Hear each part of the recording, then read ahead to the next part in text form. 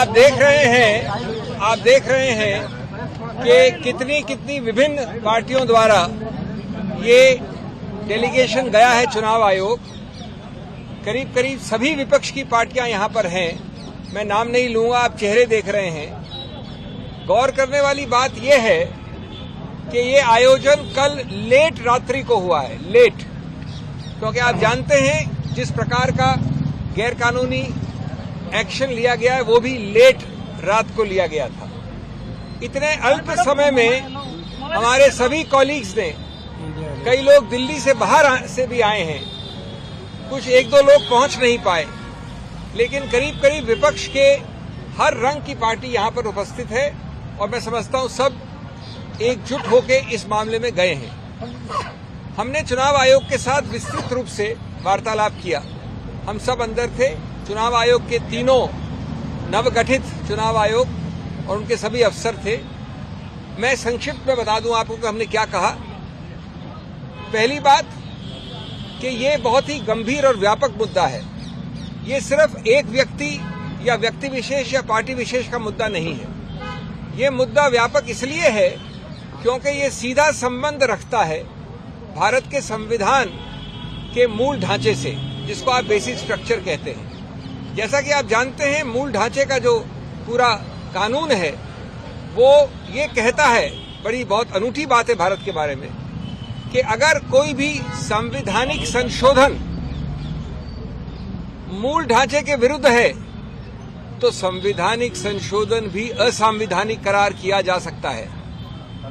अब इसको हमने कैसे पक्ष रखा?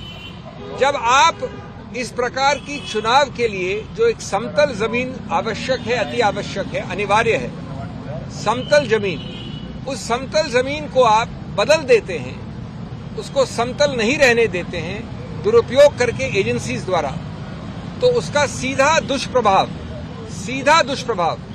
पड़ता है स्वतंत्र निष्पक्ष चुनाव पर, फ्री एंड फेयर इलेक्शंस। उसका सीधा दुष्प्रभाव आगे पड़ता है गणतंत्र लोकतंत्र पे, डेमोक्रेसी।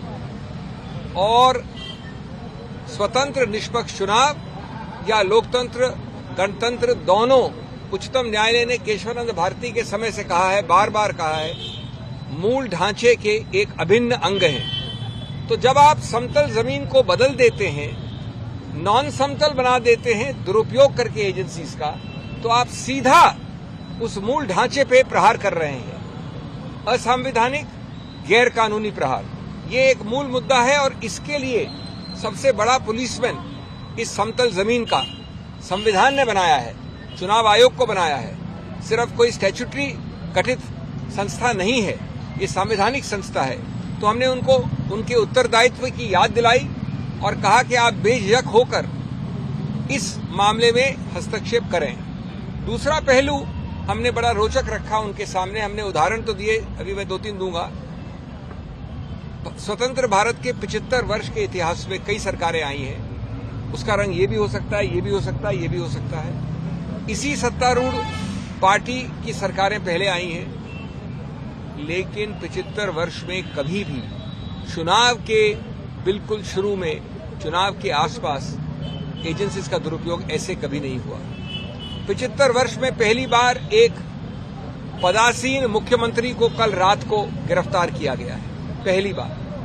कुछ हफ्तों पहले एक मुख्यमंत्री को मजबूर करके हटा के उसको गिरफ्तार किया गया। विपक्ष की बहुत बड़ी पार्टी, 125 साल से ज्यादा पुरानी पार्टी कांग्रेस के 94, 95, 96 के अकाउंट्स के विषय में 150 करोड़ से ज्यादा फ्रीज हुआ है। हमारे माननीय कांग्रेस अध्यक्ष, पूर्व कांग्रेस अध्यक्षा, सबने अभी आपके समक्ष 2 दिन पहले इस पर प्रेस कॉन्फ्रेंस भी की है। अभी हमको बता रहे हमारे मित्र लेफ्ट के, येचुरी जी खड़े मेरे साथ, उनको भी वैसे ही नोटिस आए हैं। तीसरा पहलू, हमने एक सूची दी 11 और हाल के रीसेंट उदाहरण, पुराने उदाहरण तो सैकड़ों हैं, वो 11 के 11 एनसीपी से लेकर, टीएमसी से लेकर, कांग्रेस से लेकर विपक्ष के हर पार्टी पे है जहां पर एजेंसीज का दुरुपयोग हुआ है, गिरफ्तारी हुई है। लेकिन एक भी उदाहरण नहीं है सत्तारूढ़ पार्टी का। ये कौन सी जादुई पुड़िया खाई है सत्तारूढ़ पार्टी ने कि हर अच्छाई वहां है, हर बुराई यहां है, या सिर्फ बुराई दिखती यहां पर है? अगर बुराई वहां है तो दिखती नहीं है। वॉशिंग मशीन का तो उदाहरण आपने बहुत सुन लिया है, लेकिन ये समतल जमीन की मूल ढांचे को प्रहार करता है। हमने 11 लिखित और उसके अलावा 14 उदाहरण दिए हैं अभी अभी चुनाव आयोग को। तीसरा पक्ष ये है कि अगर कुछ गलती भी हुई है तो आपने कहीं ये नहीं दिखाया कि अभी इसी वक्त एजेंसीज की रेड आवश्यक है, अभी इसी वक्त इनकी गिरफ्तारी आवश्यक है। अरे भाई, अगर कोई नोटिस या कोई कार्रवाई 2023 से चल रही है तो आप 2 महीने और नहीं रुक सकते? आपको जो कार्रवाई करनी है आप करिए, लेकिन ये क्या कि आप चुनाव के पहले वोट पड़ने से पहले ही चुनाव जीत जाना चाहते हैं? आप पहला वोट पड़ा नहीं, उसके पहले जीत जाना चाहते हैं आप? कानूनी तरीके से नहीं, गणतांत्रिक तरीके से नहीं। तो ये मामले जिसको कहते हैं आवश्यकता या जरूरत अरेस्ट की, वो किसने दिखाया है? मेरे पास अधिकार क्षेत्र है तो मैं अरेस्ट कर लूं। चौथा, हमने बताया कि आपके जो कई सारे सर्कुलर हैं चुनाव आयोग के, उसमें भी ये वंचित है। हमारे कॉलीग्स ने ये मांग की कि अगर चुनाव आयोग डीजीपी बदल सकता है, होम सेक्रेटरी बदल सकता है, किसी को बदल सकता है, तो ये एजेंसीज किस प्रकार की कोई एक विशेष एग्जेम्पशन एंजॉय करती हैं? इन एजेंसीज पे नियंत्रण क्यों नहीं करता चुनाव आयोग? इन एजेंसीज के नियुक्तियां कम से कम इन 4 महीने के लिए क्यों नहीं होती चुनाव आयोग द्वारा? ये भी पुलिस एजेंसीज हैं एक प्रकार से, ये भी सत्तारूढ़ पार्टी के उपयोग या दुरुपयोग के लिए हैं। तो इसलिए ये मुद्दे बहुत ही मूल मुद्दे हैं, और हम ये कहेंगे कि हर प्रकार का अनड्यू इन्फ्लुएंस का आपका कानून है, सर्कुलर है, आप उसको सिर्फ शब्द नहीं रखिए, आप उसका इस्तेमाल करिए। नहीं तो ये चुनाव आयोग एक सिर्फ एक सजाने के लिए कोई संस्था नहीं होनी चाहिए। ये हमारा पुलिस में नहीं, गणतंत्र के लिए।